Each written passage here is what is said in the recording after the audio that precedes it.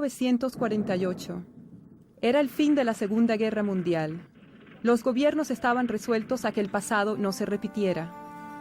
Evitar la guerra suponía también evitar los errores económicos de los años 20 y 30. Imponiendo barreras comerciales, la gente creía proteger su economía, pero lo cierto fue que la paralización del comercio vino a provocar la ruina económica. Por lo tanto, en 1948 había que recomponer todo el sistema político y económico mundial, y la clave era la siguiente: estabilidad y un cierto sentido de comunidad mundial. Las organizaciones internacionales se crearon para la cooperación económica y la paz.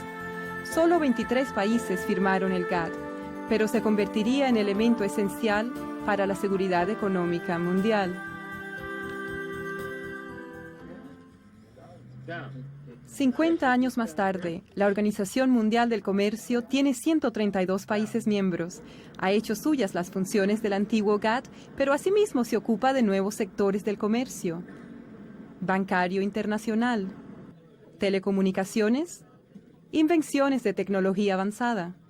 El GATT puso orden en la jungla del comercio mundial. Es mucho mejor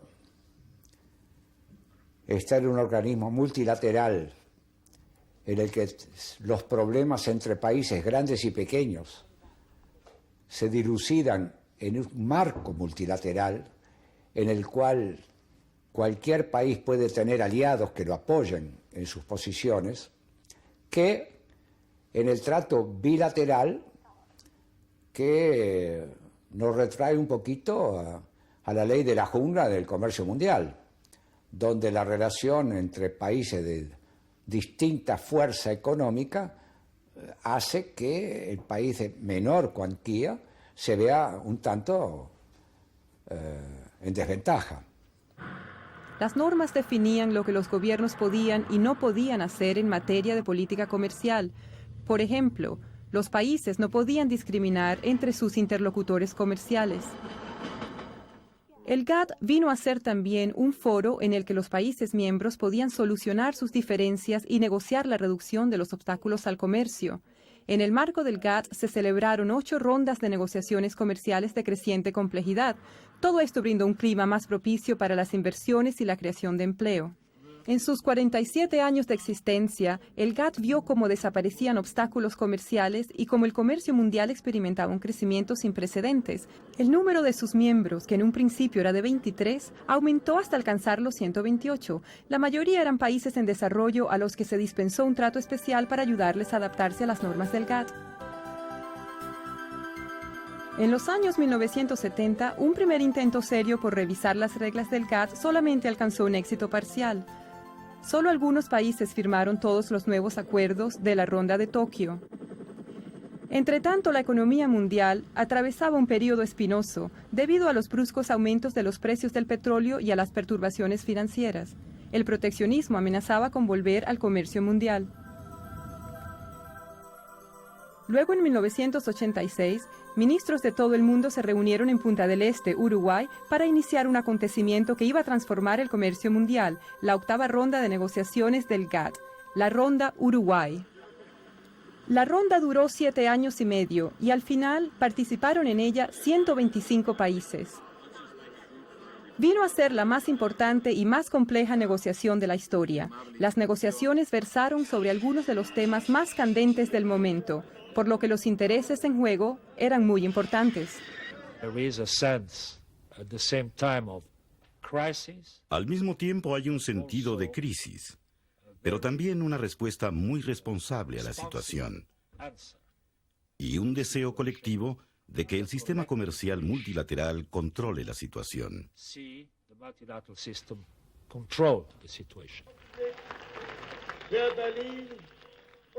Durante ese tiempo, el mundo experimentó modificaciones de naturaleza aún más política y económica. Caían los muros de la Europa Oriental y el antiguo bloque soviético, cuyas economías se orientaban hacia los mecanismos del mercado y el comercio internacional.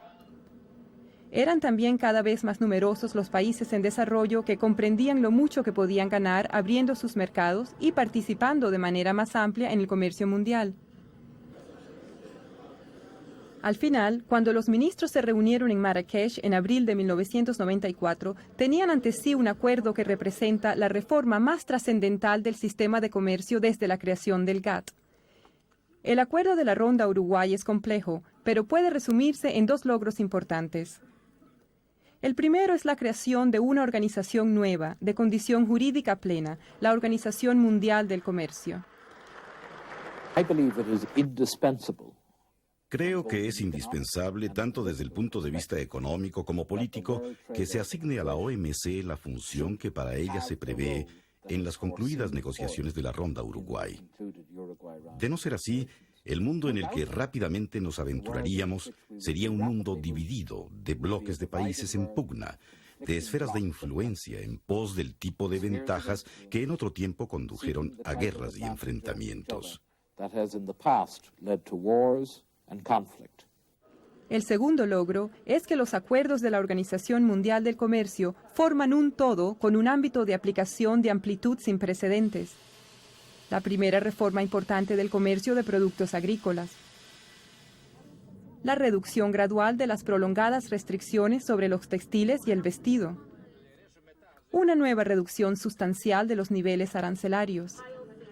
Las primeras normas internacionales de comercio en el sector de servicios y de la propiedad intelectual. Y un sistema más efectivo de solución de diferencias. Todas las decisiones de la Ronda Uruguay fueron tomadas por consenso durante toda la ronda. Es decir, que en ningún momento hubo un país que al final de los finales se opusiera. Hay flexibilidad. Por ejemplo, a los países en desarrollo se les da más tiempo para adaptarse, pero al final ninguno desiste. No se pierde soberanía por adherirse a la Organización Mundial del Comercio. Esencialmente, la OMC representa un contrato entre países. Pasemos ahora al terreno personal. Yo firmo contratos. No hay duda de que restringen mi conducta, de que limitan mi posibilidad de actuar, pero lo hago porque sus beneficios me compensan.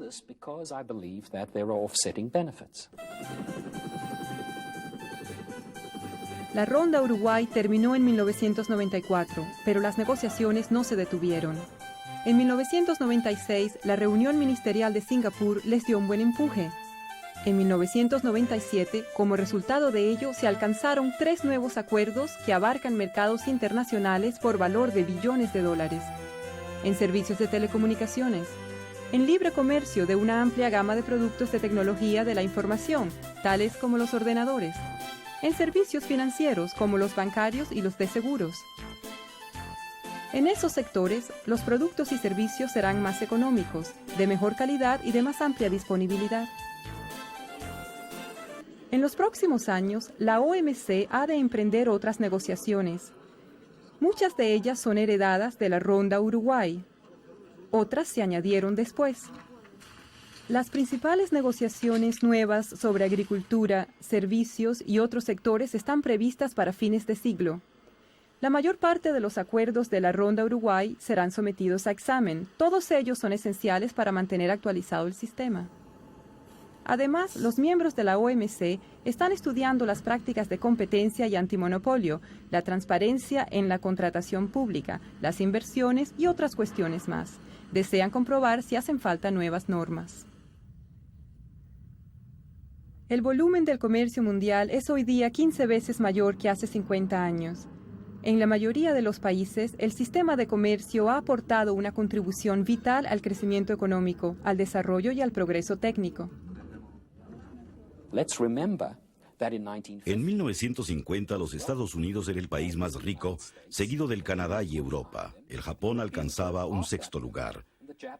Adoptamos una política de apertura y el resultado fue la convergencia. Hoy, nuestros niveles de salario son bastante parecidos en todo el mundo desarrollado. Lo mismo cabe decir de los países en desarrollo dinámicos que adoptaron políticas de apertura y se integraron en la economía mundial. Creo que este es el gran atractivo de un sistema de comercio abierto.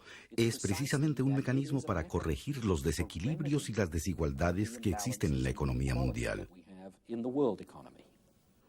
Pero junto a esta prometedora situación, la pobreza persiste. A los países menos adelantados les resulta difícil aprovechar los beneficios del sistema de comercio.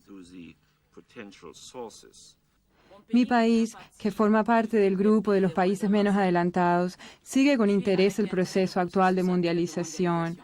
Estamos persuadidos de que ese proceso, bien conducido, puede fomentar un crecimiento armonioso de la economía mundial, un crecimiento atento a reducir la brecha existente entre países ricos y pobres. Puede hacerse más por ayudar a esos países a ponerse a la par de los demás y más se está haciendo. Recientemente, 26 países mejoraron el acceso a sus mercados para los productos exportados por los países menos adelantados. Ahora es el momento de acometer el problema de los países menos adelantados. Y les aseguro que es posible eliminar la pobreza. La OMC, el Fondo Monetario Internacional, el Banco Mundial y otras organizaciones internacionales trabajan ahora de común acuerdo para fortalecer el desarrollo de los países más pobres, prestarles asistencia en materia de formación y ayudarles a diversificar y mejorar sus servicios y su producción industrial. La OMC no es una torre de marfil. ¿De qué modo influyen en los procedimientos de la OMC la opinión pública y el sector privado? Por medio de sus gobiernos. Los gobiernos plasman las inquietudes nacionales por medio de negociaciones o debates que trasladan a la OMC. La liberalización del comercio mundial ha tenido efectos prodigiosos de elevación del nivel de vida y de creación de empleo. Sin duda, los desplazamientos de las empresas dan lugar a operaciones de arbitraje. Quizá hay delocalizaciones de empleos en unos casos y creaciones de puestos en otros. Creo que no se puede mantener indefinidamente la dicotomía diciendo se hace todo en el plano nacional, pero se quiere conseguir todo también en el internacional. Tiene que haber algo de los dos. El sistema contribuye a crear empleo.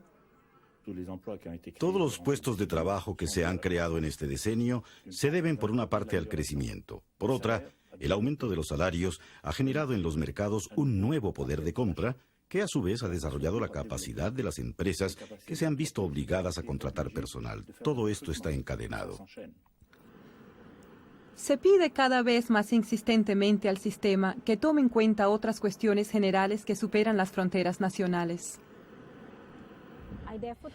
Por consiguiente, creo que es importante que la OMC mejore su propia capacidad de aprender de la sociedad mundial, porque los retos del siglo próximo son los del pasado siglo y los nuevos retos del futuro.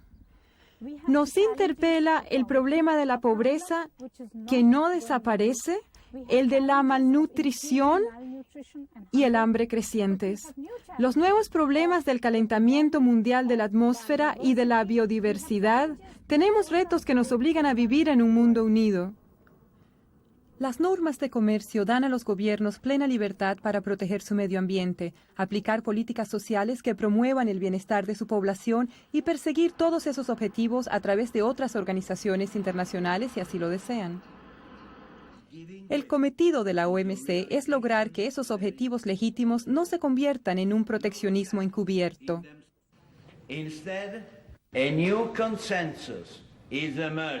Está surgiendo un nuevo consenso en el sentido de que la liberalización del comercio y la protección del medio ambiente no solo son metas compatibles, sino que tienen que ser los dos aspectos de la misma estrategia para conseguir un desarrollo sostenible a escala mundial. De cara al futuro, la Organización Mundial del Comercio afronta varios desafíos. En primer lugar, ha de seguir el ritmo que imponen las nuevas prioridades en un entorno internacional sometido a rápidas transformaciones.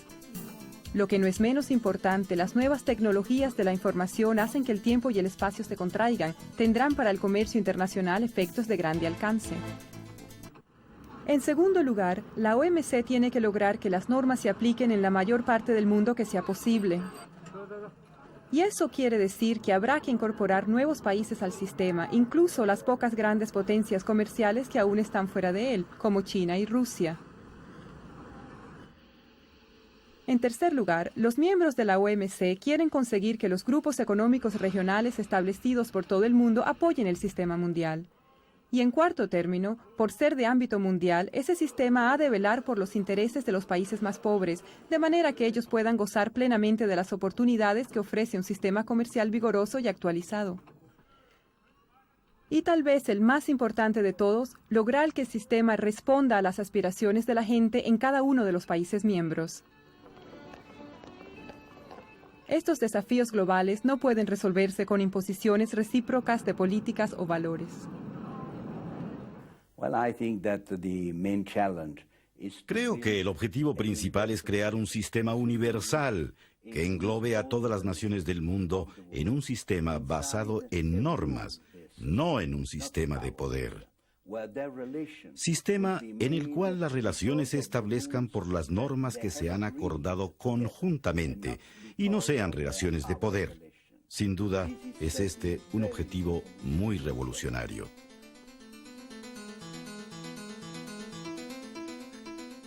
El mundo ha cambiado radicalmente en los últimos 50 años, pero no se han cambiado las opciones fundamentales que se nos presentan. Los gobiernos han aceptado la no discriminación y el consenso como la base de sus relaciones económicas.